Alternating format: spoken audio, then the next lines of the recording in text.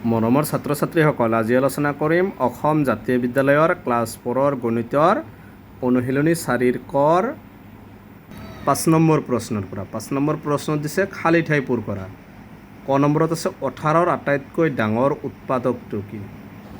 মনত ৰাখিবা যে যিকোনো সংখ্যাৰ আটাইতকৈ ডাঙৰ উৎপাদকটো হৈছে সংখ্যাটো নিজেই, গতিকে 18ৰ ডাঙৰ উৎপাদকটো 18ই।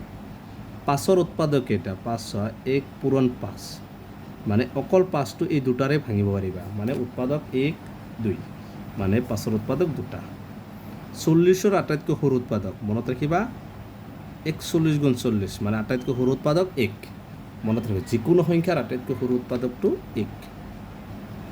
তাৰপিছত দিছে 25ৰ উৎপাদকৰ সংখ্যা। 25ত চোৱাচোন 1 পূৰণ 25, 5 পূৰণ 5, মানে 1 2 3, দুটা যিহেতু 5 আছে তিনিটা, মানে 25ৰ উৎপাদক তিনিটা। কিছুমানে ভুল কৰে 4টা লেখে, 4টা নহয়, যিহেতু এইটো 5 এইটোৱে 5, এইটো হৈছে 5 নম্বৰৰ এনচাৰ। 6 নম্বৰ কেইটা দিছে সত্য নে অসত্য লিখা। এক সকলো সংখ্যাৰ উৎপাদক।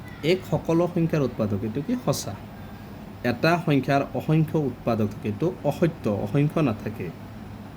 3,27ৰ উৎপাদক, মানে 3 9 গুণ 27, মানে এইটো 0 ওলাব, গতিকে এইটো উৎপাদক হয়, সঁচা।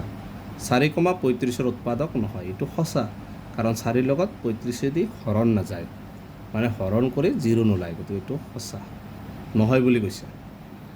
2 সংখ্যাটো যিকোনো সংখ্যাৰ উৎপাদক, এইটো মিছা, কাৰণ এইটো হ'বই নোৱাৰে। 2টো সকলো সংখ্যাৰ উৎপাদক নহয়। যেনেকুৱা চোৱা, আমি অলপ আগত কৰিছোঁ যেনেকুৱা 25ত 2টো নাই, গতিকে ইয়াত কৈছে 2 সংখ্যাটো যিকোনো সংখ্যাৰ উৎপাদক, গতিকে এইটো কি? অসত্য।